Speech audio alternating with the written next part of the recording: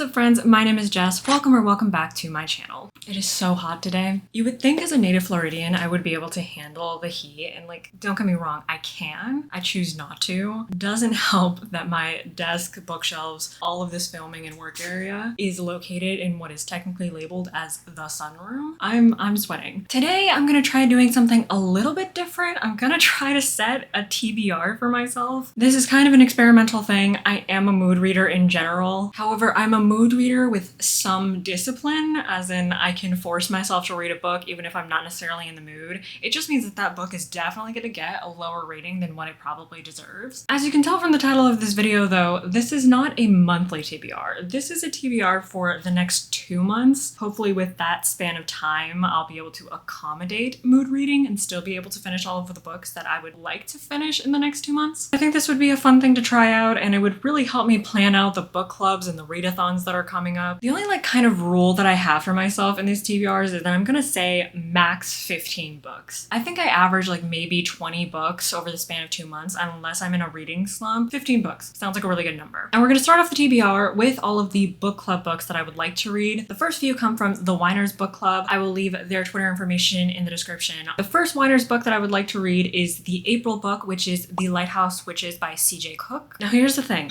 I recognize that this is the April book, which means they will have the live show in May, and if they follow pattern, in the first half of May. So if there's any book on this list that is not gonna get read, it is this one. But it's 350 pages. I checked it out on Goodreads. I think I can do this. I am dead certain that if I'm in the right mood, I can finish this in time for the live show. So this book starts with a mother who goes to a remote Scottish island with her 3 daughters in order to paint a mural on an ancient, it's only 100 years old. Let's not call this ancient. She goes to this island to paint a mural on an old lighthouse. When 2 of her daughters go missing, however, she finds out that women accused of witchcraft used to be imprisoned in a cave below the lighthouse. Fast forward 22 years later, and the only daughter remaining is searching for her lost sisters and her mother. When she receives a phone call from one of her missing sisters, she is ecstatic. But things are a little bit odd because her sister is still 7 years old, exactly the way she remembers her, and she's a little bit worried that her sister is actually a wildling, a supernatural being that mimics children. I'm not really going to give you my impressions for each of the books that I mentioned in this video just because I haven't read these books. The only thing I can really tell you is I want to read them. The May pick for the Whiners Book Club is From Blood and Ash by Jennifer L. Armentrout. I read the Goodreads synopsis. I intended to summarize this book in my own words, which is what I do pretty much anytime I give you a synopsis on my channel, but like that synopsis was so long and I retained none of the information. Absolutely none of it.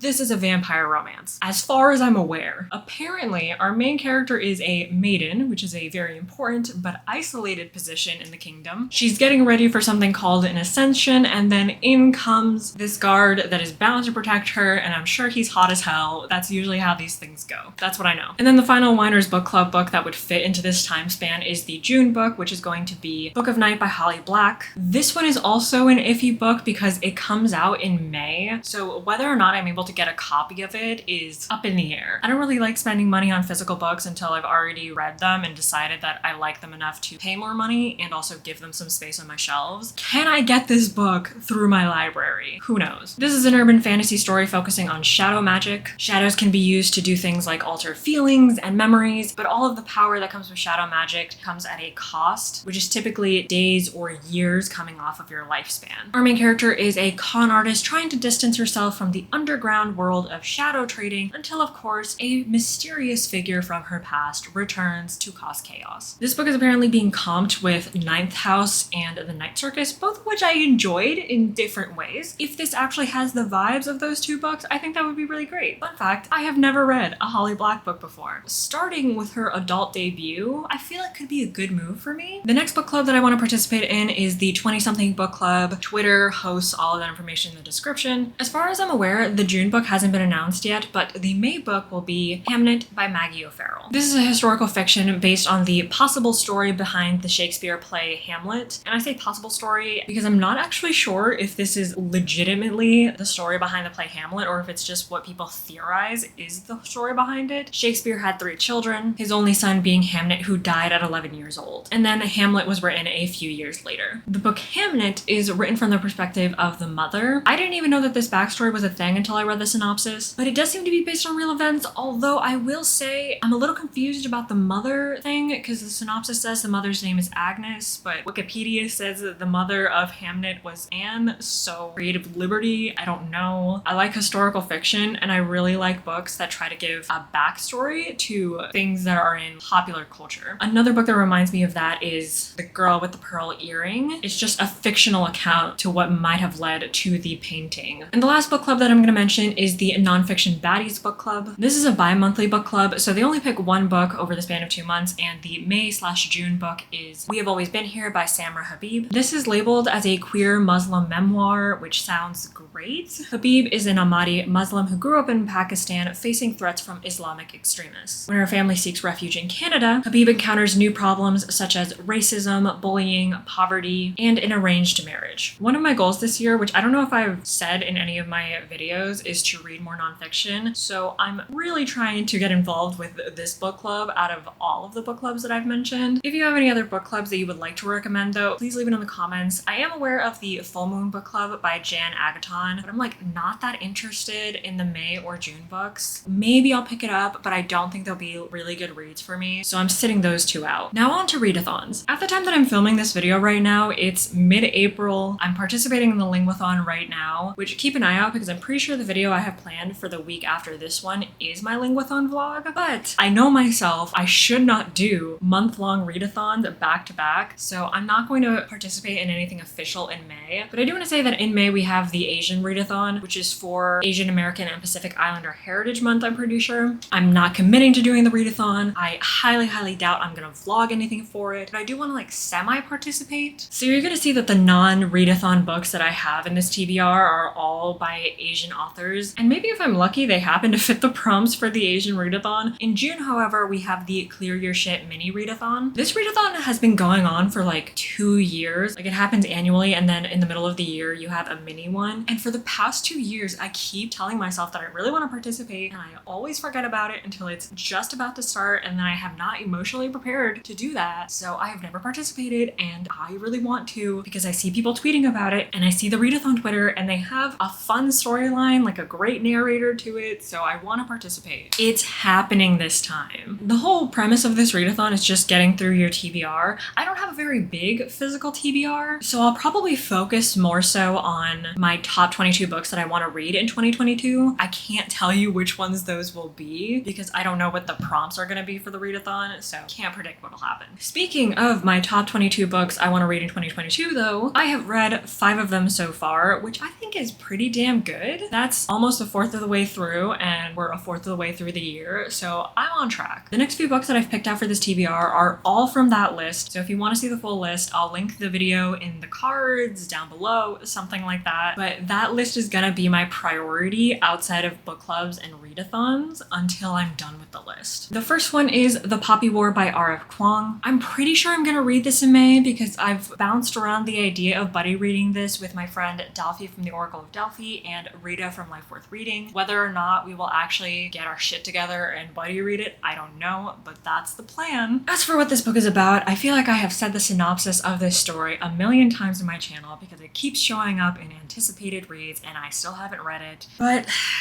I'll give it the synopsis again, and hopefully I will actually read this because I am tired of saying it. So The Poppy War is a military fantasy inspired by real events in 20th century China. We're following Rin, who has just aced an empire-wide test and gotten into the most elite military school, to the surprise of everyone around her. Rin is targeted in the school for everything from her skin color to her poverty, but she finds out that she's in possession of some rare shamanic powers. Rin realizes that she needs to learn how to control those powers, not not only to survive the school, but more importantly, to save her people from the looming Third Poppy War. This book intimidates me a whole lot, but now that I'm holding it in person, it feels like very thin compared to what I thought it would be. The next book is Crying in H-Mart by Michelle Zauner. Like I mentioned, I'm trying to read more nonfiction. This is another memoir, and to be succinct, this is a memoir about growing up Korean American, losing her mother, and forging her own identity. The next book is These Violent Delights by Chloe Gong. This is another book that I feel like I've mentioned so many times on this channel. This is a Romeo and Juliet retelling that takes place in a fantasy version of 1920s Shanghai. We've got a blood feud going on between two gangs, we've got a fantastical contagion sweeping through the city, and lovers to enemies to lovers again romance plot. I think I might also try to read this in May to coincide with reading Hamnet. I don't know, having like two Shakespeare-y books together sounds like a fun idea, so I think that's what I'm gonna do. Alright, the next book is Gearbreakers by Zoe Hana Mikuta. This is a sapphic sci-fi fantasy featuring mecha deities. That is another sentence that I feel like I've said a lot. Can you tell that I don't read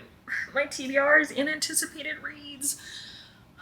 Our main character, Eris, is a gearbreaker who specializes in taking down wind-ups, giant mechanized weapons used by the world's oppressive overlords. One day, she gets thrown into a prison where she meets Steelcrest, a wind-up pilot. Apparently, book 2, the sequel to Gearbreakers, is supposed to come out in June, so this seems like a good time to read it. I think I'm probably gonna read it in June, and then if I really like it, then I can pick up the second book like right away. And the final 5 books that I'm sure a lot of people are going to be thrilled that I am finally reading it is the Percy Jackson series by Riordan. Yeah, in case you didn't know, I've never read this series before. It's like my greatest shame as a long-term reader. I have plenty of people in my life who are shocked and disgusted every time I say that I've never read it. Can you believe I have read the Kane Chronicles by Riordan, but I haven't read this? The reason, in case you're curious, is because as a child, I did not respect series orders, and I never bothered to check whether books were the first in a series or later in the series. I read the second book to the Percy Jackson series as a kid, and I distinctly remember my thought being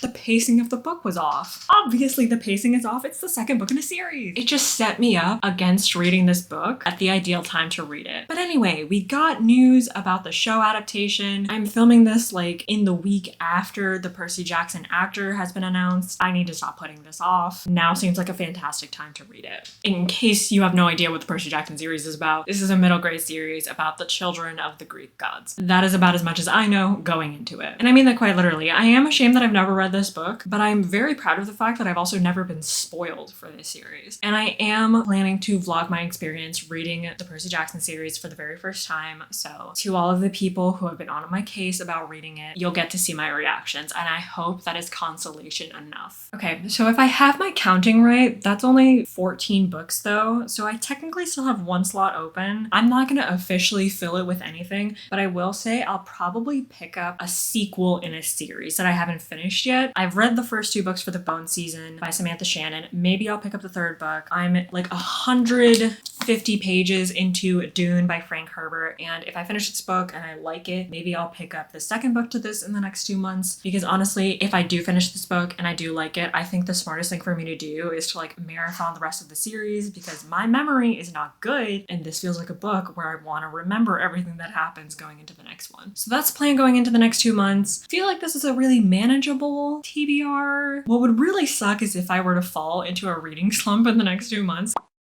and like ruin everything, ruin my very first foray into doing a TBR. Like I mentioned, if there are any book clubs that you participate in or you know of that you think maybe would be interesting to me, please put them in the comments below. If you know of any read-alongs or readathons that are happening in the rest of the year, please let me know. I want to participate in so many more readathons, but I never know about them until like the week before they're supposed to begin. I need at least 10 business days to prepare what I'm gonna read, emotionally prepare, decide whether or not I'm gonna vlog it. I am doing my best to research them, but I always miss the best ones. All right, I hope y'all enjoyed this video, and I hope you too have exciting plans for the next few months of reading. I will see you in the next one.